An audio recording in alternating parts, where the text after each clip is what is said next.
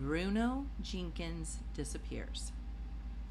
The Grand High Witch was starting to talk again. "I am now going to prove to you," she said, "that this recipe is working to perfection.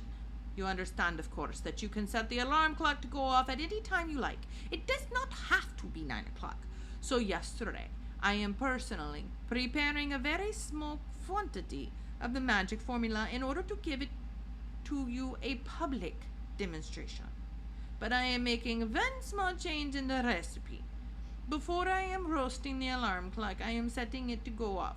Not at 9 o'clock the next morning, but at 3:30 the next afternoon. Which means 3:30 this afternoon. And that," she said, glancing at her wristwatch, "is in precisely 7 minutes' time." The audience of witches was listening intently, sensing that something dramatic was about to happen. "So what I'm doing yesterday with this magic liquid?" asked the Grand High Witch. "I will tell you what I am doing. I am putting one droplet of it into a very squishy chocolate bar, and I'm giving this bar to a repulsive, smelly little boy who is hanging around the lobby of the hotel." The Grand High Witch paused. The audience remained silent, waiting for her to go on. "I've watched this repulsive little brute gobbling up the squishy bar of chocolate, and when he had finished, I said to him, 'Was that good?' He said, 'It was great.' I said to him, 'Would you like some more?' And he said, 'Yes.' So I said, 'I will give you 6 more chocolate bars like that if you will meet me in the ballroom of this hotel at 3:25 tomorrow afternoon.'" "6 bars!" cried the greedy little swine. "I'll be there.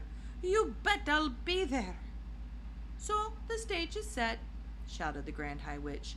"The proof of the pudding is about to begin. Do not forget that before I am roasting the alarm clock yesterday, I'm setting it for 3:30 today.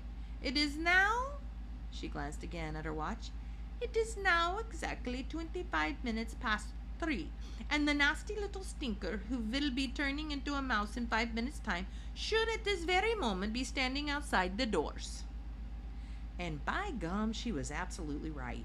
The boy, whoever he might be, was already rattling the door handle and banging on the doors with his fist. "Quick!" shouted the Grand High Witch. "Put on your wigs! Put on your gloves! Put on your shoes!" There was a great rustle and bustle of putting on wigs and gloves and shoes, and I saw the Grand High Witch herself reach for her face mask and put it on over that revolting face of hers. It was astonishing how that mask transformed her. All of a sudden, she became once again a rather pretty young lady. "Let me in!" came the boy's voice from behind the doors. "Where are those chocolate bars you promised me? I'm here to collect. Dish them out." "He is not only smelly, he is also greedy," said the Grand High Witch. "Remove the chains from the doors and let him come in." The extraordinary thing about the mask was that its lips moved quite naturally when she spoke. You really couldn't see it was a mask at all. One of the witches leapt to her feet and unfastened the chains. She opened the 2 huge doors. Then I heard her saying, "Why, hello, little man. How lovely to see you. You have come for your chocolate bars, have you not? They are all ready for you. Do come in." A small boy wearing a white t-shirt and gray shorts and gym shoes entered the room. I recognized him at once. He was called Bruno Jenkins, and he was staying in the hotel with his parents. I didn't care for him. He was one of those boys who is always eating something whenever you meet him. Meet him in the hotel lobby, and he's stuffing a sponge cake into his mouth. Pass him in the corridor, and he's fishing potato crisp out of a bag by the fistful. Catch sight of him in the hotel garden, and he is wolfing a dairy milk bar and has 2 more sticking out of his trouser pocket. What's more, Bruno never stopped boasting about how his father made more money than my father and that they owned 3 cars. But worse than that, yesterday morning I had found him kneeling on the flagstones of the hotel terrace with a magnifying glass in his hand. There was a column of ants marching across one of the flagstones, and Bruno Jenkins was focusing the sun through his magnifying glass and roasting the ants one by one. "I like watching them burn," he said. "That's horrible," I cried. "Stop doing it."